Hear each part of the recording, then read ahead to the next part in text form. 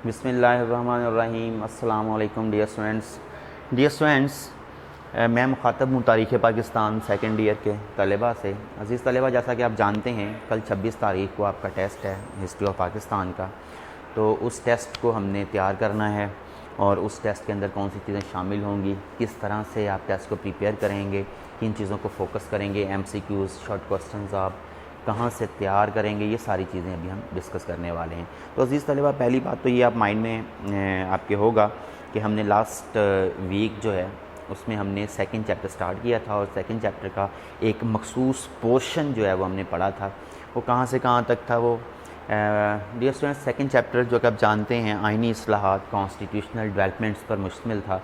इसमें हमने चैप्टर को स्टार्ट से लेकर, जिसमें क्या पाकिस्तान के फ़ौरन बाद पाकिस्तान के अंदर कौन सा कॉन्स्टिट्यूशन जो है वो अप्लाई किया गया और उसके बाद फिर कॉन्स्टिट्यूशन मेकिंग के लिए जो प्रोसीजर है वो सारे का सारा डिस्कस हो रहा था। और एंड पे आप इसमें जो ऑब्जेक्टिव रेजोल्यूशन है और ऑब्जेक्टिव रेजोल्यूशन के बाद 1956 का जो कॉन्स्टिट्यूशन 1956 ईस्वी का आइन, वहाँ तक आप लोगों ने इसको स्टडी किया था।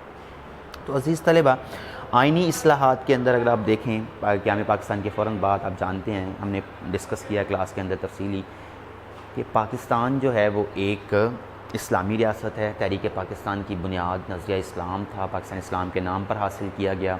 और अब क़याम पाकिस्तान के बाद इस बात की अशद ज़रूरत थी कि पाकिस्तान का जो आइन है, कॉन्स्टिट्यूशन है, वो इस्लामिक हो या उसको मैक्सिमम इस्लाम के मुताबिक बनाया जाए।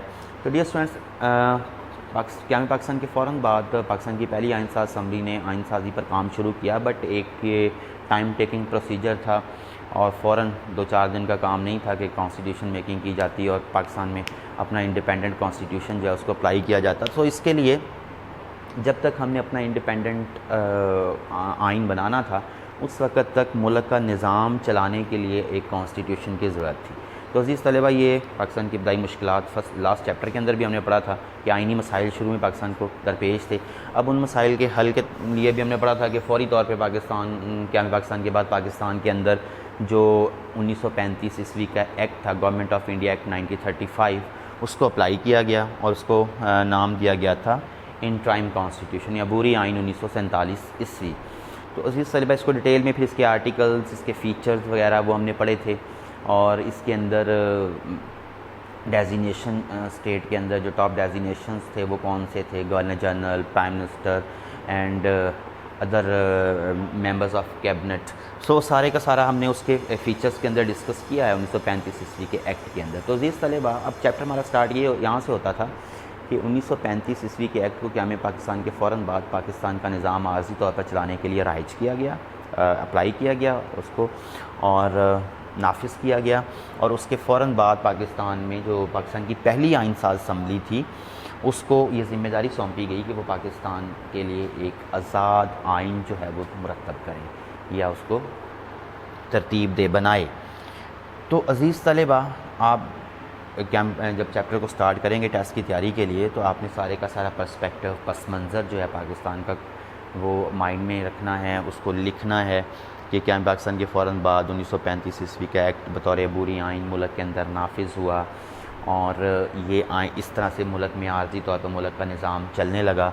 अब पाकिस्तान की पहली आइन साज असम्बली जो थी वो ज़ाहिर है इलेक्शन होते हैं, इलेक्शन के नतीजे में असम्बली बनती है। इलेक्शंस जो हैं वो आइन के तहत होते हैं।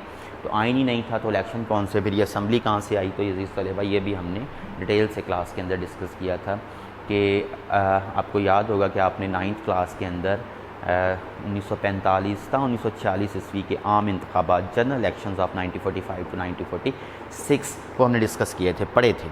अच्छा, उन इलेक्शंस में ये जुदागाना तरीका इंतखाब की बुनियाद पर मुनक्कद हुए थे। इन इलेक्शंस के अंदर ऑल इंडिया मुस्लिम लीग ने मरकज़ी सतह पर भी और सूबों के अंदर भी शानदार कामयाबी हासिल की थी, ये हम सब जानते हैं।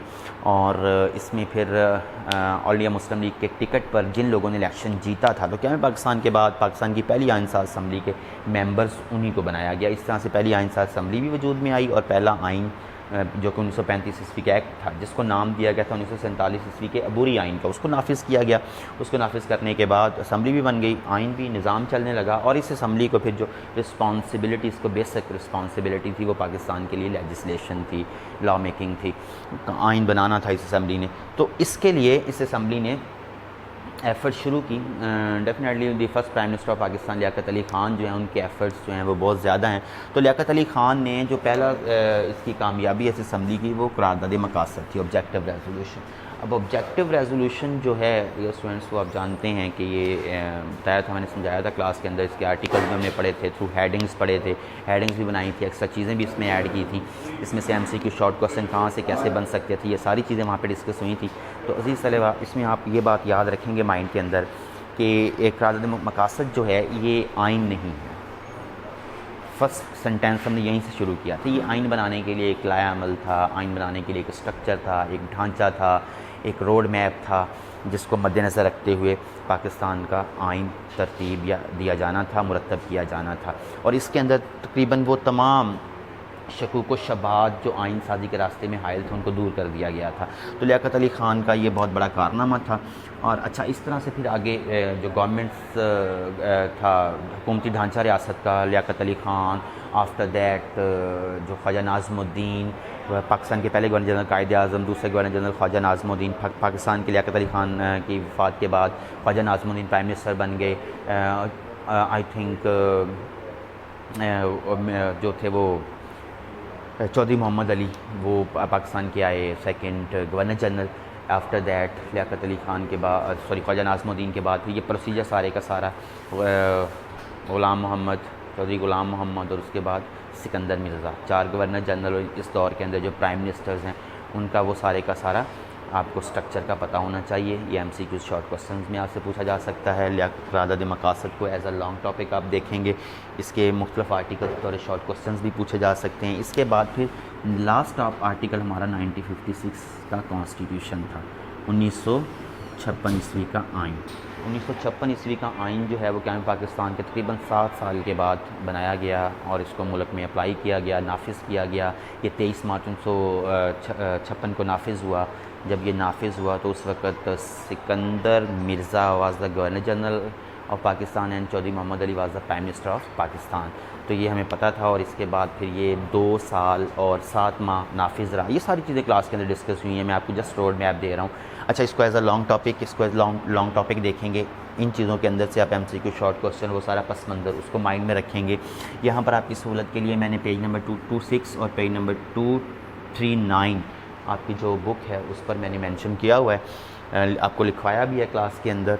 तो यहाँ पर 45 टू 60 MCQs और 45 टू 60 शॉर्ट क्वेश्चंस, इनको आप बेहतर अंदाज में तैयार कर लेंगे ताकि आपके टेस्ट की तैयारी जो है बेहतर अंदाज में हो जाए। तो अज़ीज़ तलबा, वीकली सिलेबस और टेस्ट को किस वे में, किस पैटर्न पे आपने तैयार करना है, ये चीज़ें मैं आप लोगों से डिस्कस की हैं अभी। तो मुझे उम्मीद है आप लोग इनको फॉलो करेंगे और अपने टेस्ट को बेहतर अंदाज में तैयार करेंगे ताकि हम अच्छे मार्क्स गेन कर सकें और हमारे फाइनल एग्ज़ाम की तैयारी जो है उसमें भी हमें इस टेस्ट की तैयारी से हेल्प मिलेगी। तो नेक्स्ट टेस्ट में दोबारा इंशाल्लाह आपसे मुलाकात होगी। तब तक मुझे इजाज़त दें। अल्लाह हाफ़िज़।